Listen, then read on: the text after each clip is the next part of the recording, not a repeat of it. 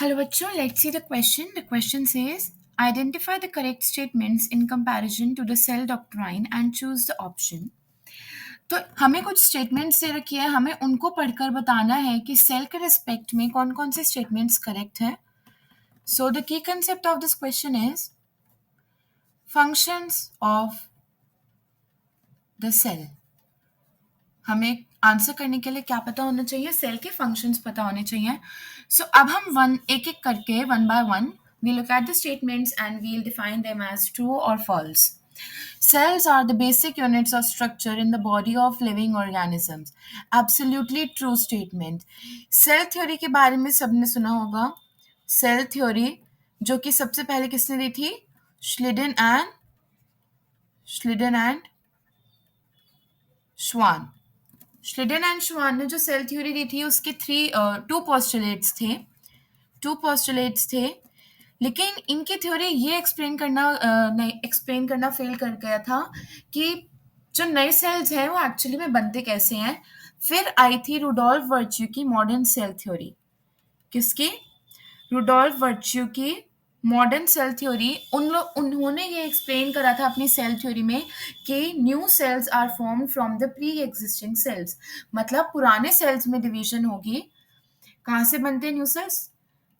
Pre existing sales. पुराने sales में division होकर न्यू सेल्स बनेंगे.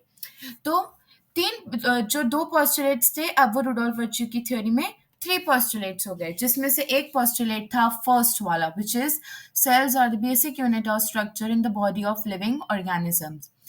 सेकेंड भी उनका ये पोस्टुलेट था, body of all living organisms are made up of cells and their products. True. ये भी सेल थ्योरी का क्या था? एक पोस्टुलेट था. नेक्स्ट देखते हैं. Genetic information is stored and expressed inside the cells. Absolutely true. Although ये सेल थ्योरी ने नहीं एक्सप्लेन करा था, बट बहुत सारी बायोटेक्नोलॉजी में स्टडी हो चुकी है कि जेनेटिक इंफॉर्मेशन सेल्स के इनसाइड ही स्टोर होती है. नेक्स्ट देखते हैं. Cells are the basic unit of function in living organism. That is, the activities of an organism are sum total the activities of its cell. हम जो लोग humans are completely made up of cells. हमारा हर organ, हमारा हर tissue is made up of cell.